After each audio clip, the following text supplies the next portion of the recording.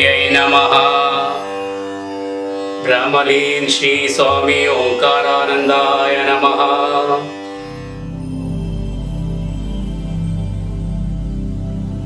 Today let us learn Bhagavad Gita chapter 5 Karma Sannyasa Yoga shlokas 16 to 20.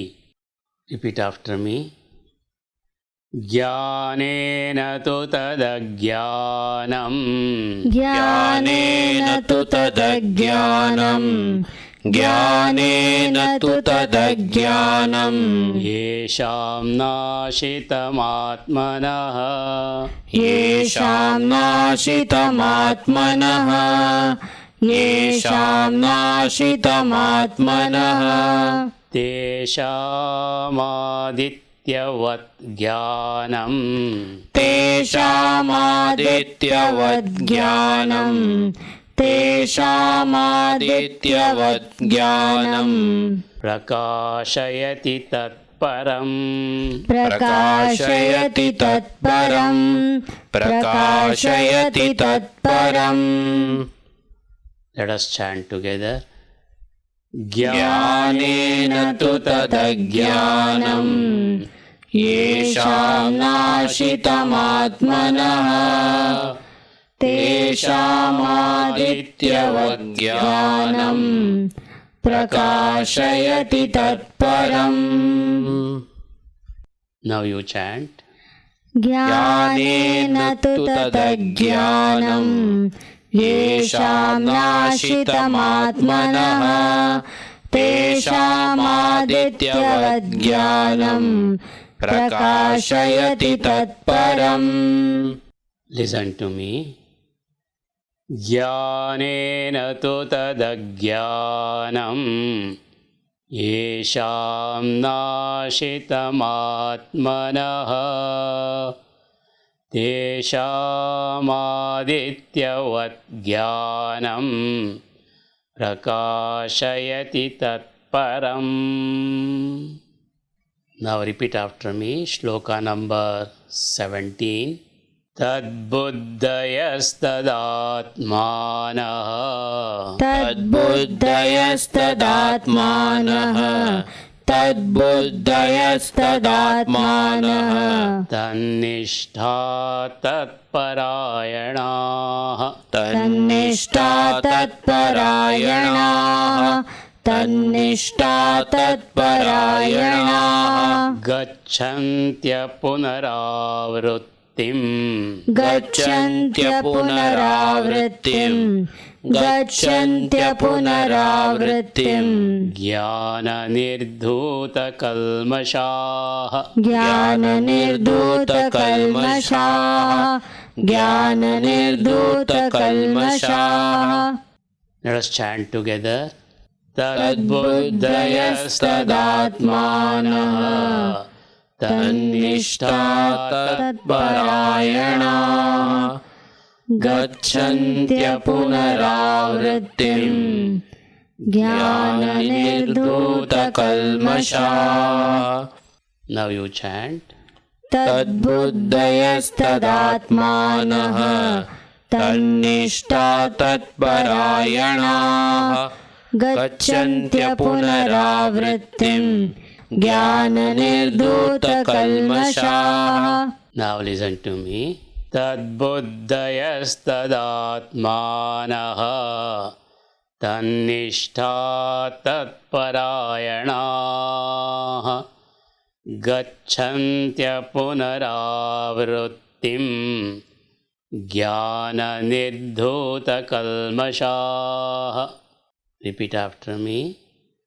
विद्या विनय संपन्ने विद्या विनय संपन्ने विद्या विनय संपन्ने ब्राह्मणे गविहस्तिनि ब्राह्मणे गविहस्तिनि ब्राह्मणे गविहस्तिनि शुनि चैव स्वपाके च शुनि चैव स्वपाके च शुनि चैव स्वपाके च पण्डिताः समदर्शिनः पण्डिता समदर्शिनः पण्डिता समदर्शिनः Let us chant together.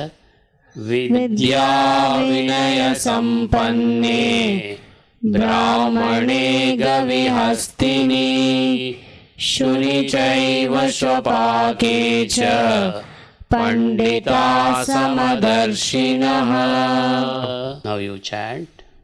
विद्या विनय संपन्ने ब्राह्मणे गविहस्तिनि शुनि चैव स्वपाके च पण्डिता समदर्शिनः Listen to me. Vidya Vinaya Sampanne Brahmane Gavihastini Shuni Chaiva Swapake Cha Pandita Samadarshinaha. Repeat after me. इहैव तैर्जितः सर्गो इहैव तैर्जितः सर्गो इहैव तैर्जितः सर्गो येषां साम्ये स्थितं मनः येषां साम्ये स्थितं मनः येषां साम्ये स्थितं मनः निर्दोषं हि समं ब्रह्म निर्दोषं हि समं ब्रह्म निर्दोषं हि समं ब्रह्म तस्माद् ब्रह्मणि ते स्थिताः तस्माद् ब्रह्मणि ते स्थिताः तस्माद् ब्रह्मणि ते स्थिताः Let us chant together. इहैव तैर्जितः सर्गो येषां साम्ये स्थितं मनः निर्दोषं हि समं ब्रह्म तस्माद् ब्रह्मणि ते स्थिताः Now you chant. इहैव तैर्जितः सर्गो येषां साम्ये स्थितं मनः निर्दोषं हि समं ब्रह्म तस्माद् ब्रह्मणि ते स्थिताः Listen to me. इहैव तैर्जितः सर्गो येषां साम्ये स्थितं मनः निर्दोषं हि समं ब्रह्म तस्माद् ब्रह्मणि ते स्थिताः. Last shloka of the day. Repeat after me.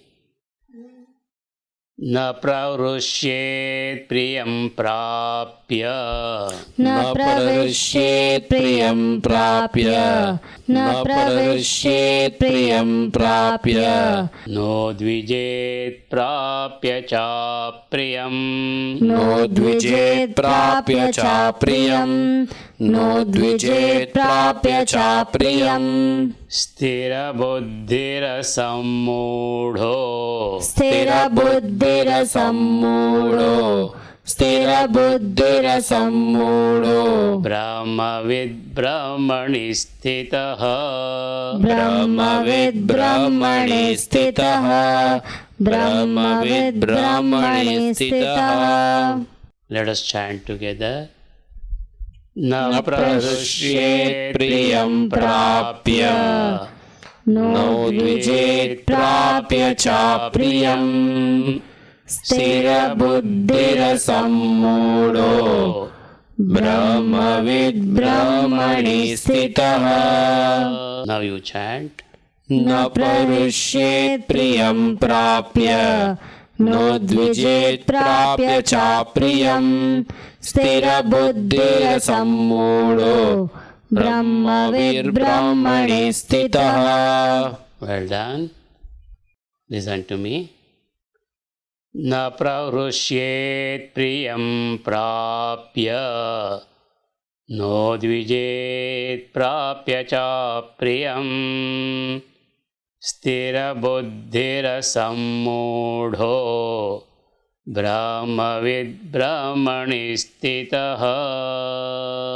Now listen to all the 5 shlokas of the day. ज्ञानेन तु तदज्ञानम् येषां नाशितमात्मनः तेषामादित्यवत् ज्ञानं प्रकाशयति तत्परम्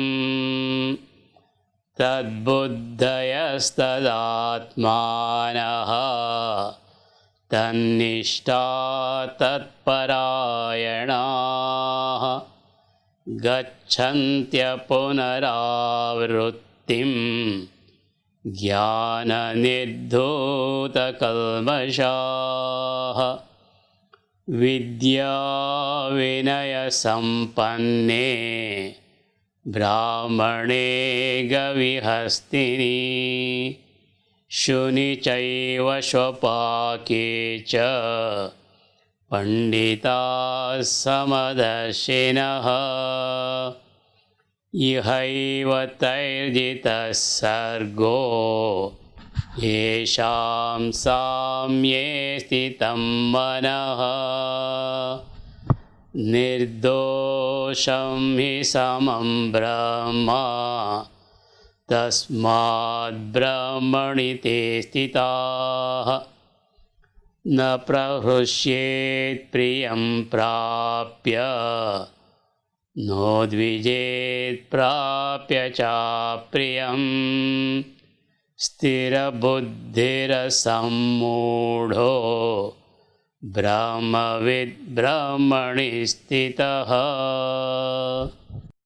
Whose ignorance of self is destroyed indeed by knowledge, that is discrimination, their knowledge brightens up like the sun, that's supreme.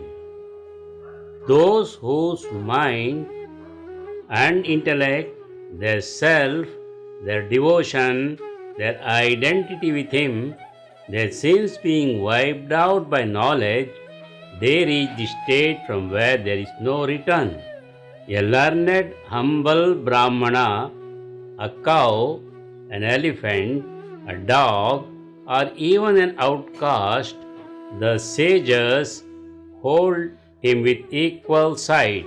Even in this world, rebirth is conquered by them whose mind abides in equality. Indeed, Brahma is without fault and equal. Therefore, in Brahman or God, they abide. He neither rejoices gaining what is pleasant, nor grieves getting the unpleasant, steadfast in wisdom, undeluded, knowing Brahman, abides in Brahman. परंतु जिन्होंने अपने जिस ज्ञान के द्वारा उस अज्ञान का नाश कर दिया है, उनका वह ज्ञान सूर्य की तरह परम तत्व परमात्मा को प्रकाशित कर देता है. जिनका मन तदाकार हो रहा है, जिनकी बुद्धि तदाकार हो रही है, जिनकी स्थिति परमात्म तत्व में है, ऐसे परमात्म परायण साधक ज्ञान के द्वारा पाप रहित होकर अपुनरावृत्ति परमगति को प्राप्त होते हैं.